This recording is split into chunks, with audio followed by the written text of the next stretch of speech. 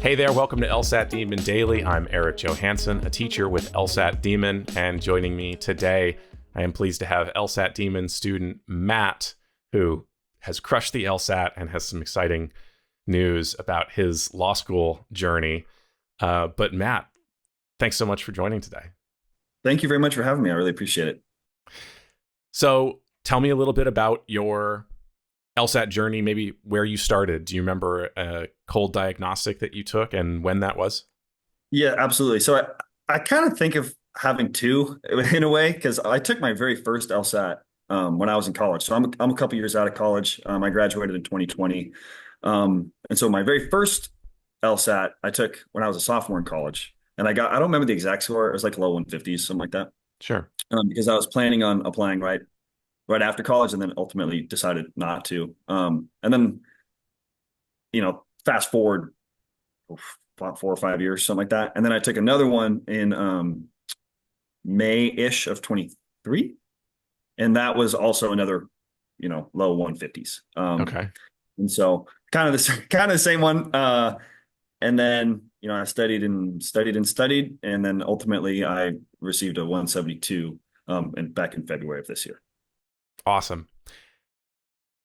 Was that a first test attempt or multiple test attempts to get there? Yeah, I took it 3 times total. So I took one in January, which I was very sad about. So, I had been up into that test. My practice tests were typically between 172, 174-ish. And then that test, I got a 165. And so I was like, man, super, super bummed, right? Which like 165 is good. Like I don't want to diminish that, but it wasn't what I was expecting and what I knew I could do, right? So that was in January. And then just, back on the horse and, kept studying. And then I took, another one in February. That's when I got my 172, which I was happy about because, it's very much within my range. But I knew I could do better. So I took another one and that one went down again. So I was like, oh, okay. I'll stick with my 172. I'm happy with it. And so that's what I ended up applying with. Awesome. Do you remember anything different between that 165 and that 172 in your, like, did you feel better on one day or did you walk away thinking, oh, I definitely scored better on that one? There's a couple different things. So one, I took the 165 in the testing center, which personally, everybody's got a different take on that. I did not like it. I liked taking my test exactly where I studied. It's the most like test-like conditions. And so my first test I took, testing center didn't like it. Second test and third test I took, right where I studied. Another thing too with my first test is like I had my first daughter in a heart surgery, my own heart surgery, goodness. like 2 or 3 weeks before it. Yeah, you had a lot going on. I wasn't on top of my game. But honestly, like that was not all of it. Like a lot of it was the testing center. Yes, I had other, stuff going on in my personal life, but most of it, I think, was the testing center stuff. Wow. Okay.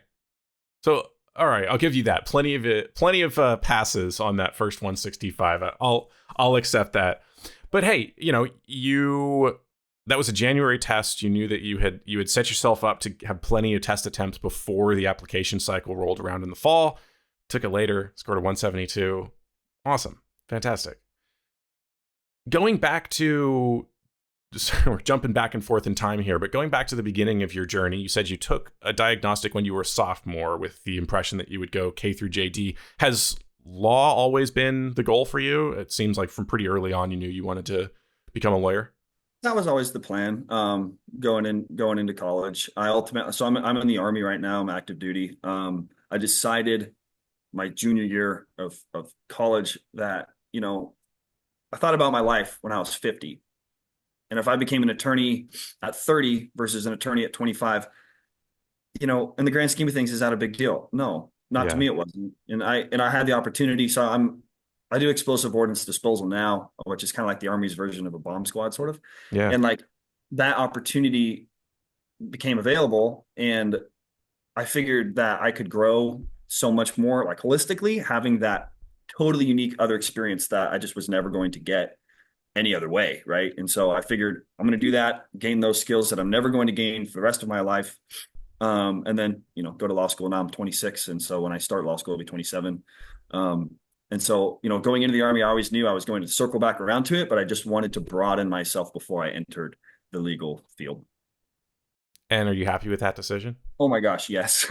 Everybody's different. Everybody's got like their own path and their own journey. For me, I would make the same decision 10 out of 10 times. I'm much more mature than I was then. And I have a certain level of work ethic now, having been in the workforce for a little bit, that I just didn't have when I was, 21, 22, coming out of college. Mm-hmm. And like I said, for some people that's not, they're just good to go right through and good on them. But for me, I'm very happy that I didn't. Did those lessons make you better at the LSAT? Oh my, definitely, definitely. Like if I have very little doubt in my mind that I would have scored significantly worse if I was studying during college, because I wouldn't have had the same discipline and I wouldn't have had the same maturity to just kind of grind through it. So I have no doubt, no doubt that I would have been significantly lower had I done it during my undergrad. Yeah, you've mentioned discipline, the mindset, the willingness to just grind through it, your work ethic. That is not surprising to me from someone coming from, you said, explosive ordnance removal. Yeah, disposal. Yeah, disposal. Yeah.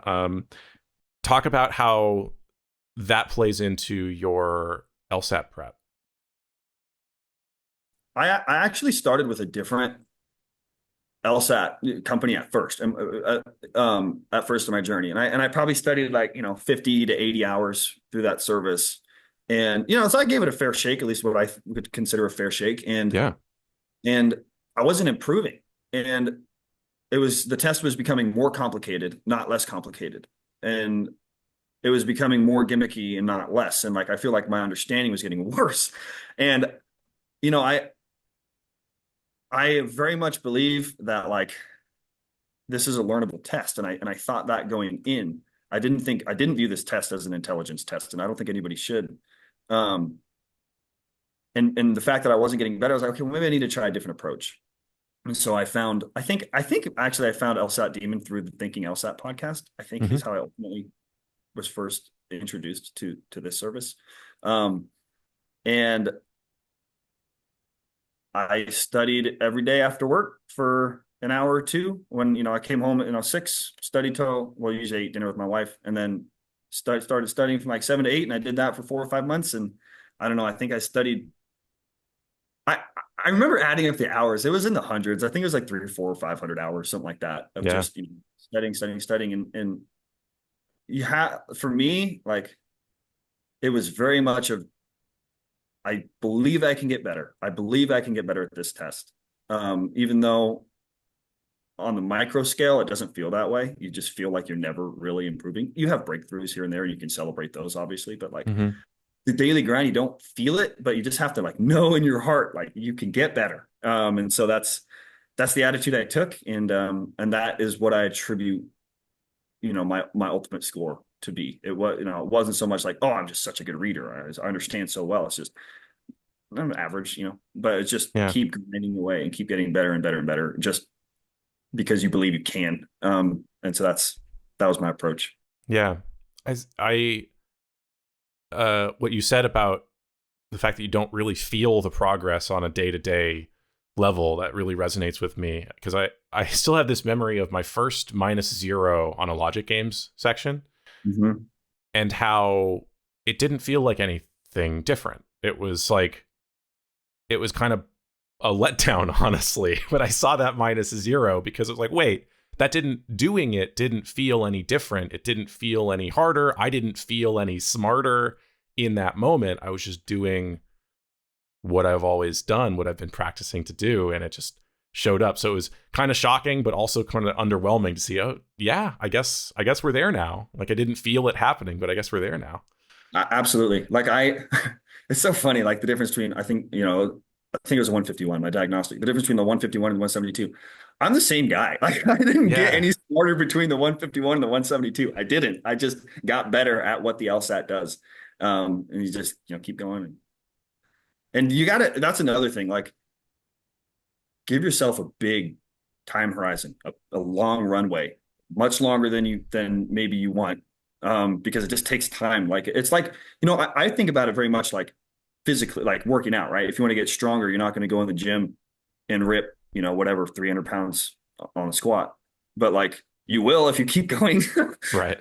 And so it's very similar in my head to like getting stronger and getting more fit. It's the same thing, and just working those muscles in your brain to get better at the test. Totally. You mentioned you got a family, you're working. Did your family and your coworkers hear about the LSAT as you were studying? Oh, I became obsessed with this test to an embarrassing degree, right? Like it's all I thought about. Like I would do drilling just on my phone throughout the day.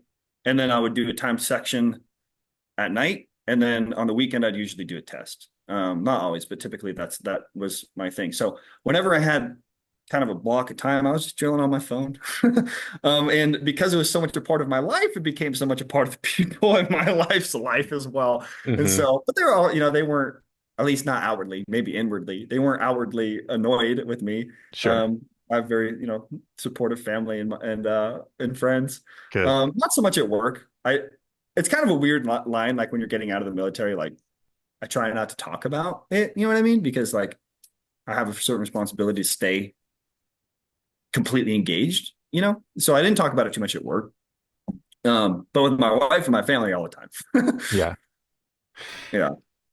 Did you have so you did take the test with the logic game. So you were three sections. Did you have an immediate preference for one of the three sections? LR, LG, RC? So a preference was games, not skills though. So I just Sure. liked the games. I thought they were Yeah. really fun. I was so bad at them at first. I was so bad at them. I got more than half wrong the first time I tried to do a game section. In terms of what I was like naturally sort of more um I don't know, gifted at it. Not even gifted. Like the thing, my least worst Yeah. was logical reasoning. The LR section, granted, I was still getting plenty wrong and I improved a lot, but just baseline, I was getting less wrong in that section than the others. Mm. But preference wise, I loved the games. I thought they were so fun. I wasn't good at them. It took a long time to get good at them. That's the thing I studied most. That's where most of my energy and focus went. Um, Mostly because they were so fun.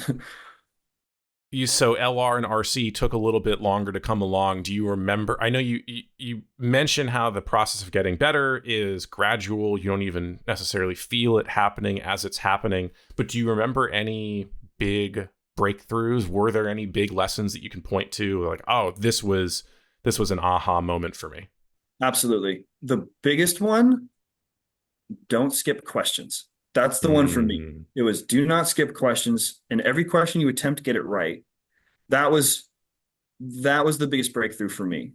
That changed my entire perspective because the other one is like, oh, I'm just gonna try to scramble through and do, get a little bit here, a little bit there, and not really ever have a true, full, strong grasp. But with the other one, it's like, no, you will understand every question and you will understand every answer choice and you will pick the right one. And like that demands a certain level of like excellence almost, not just on the excellence on that question, not necessarily excellence on the test, which it will right. lead to excellence on the test, but like to expect excellence of yourself on that question. That changed everything for me. That was the from like a tactical perspective, that was the thing that led to the most improvement. You probably had to slow down to make that happen. Oh yeah. You got to slow down. You got to be willing to, I'm not going to get to the album. That's okay. It's counterintuitive, but it works.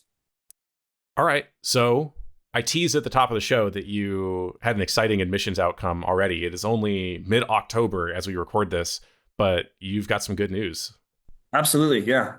So I got into UVA Law, which was I'm extremely excited about. I applied to quite a bit of schools, and UVA was like one that I was really wanting to get into. I think it's a great program. It's in a town that my family and I will love. And I just got I don't know how did it so early. Like that's the only school I've heard back from so far. I applied the first week of September to all my schools just because, you know, I had I stopped the LSAT stuff in April, and then from April essentially to September, like I just wrote and wrote and wrote and went through so many personal statements and so many different essays.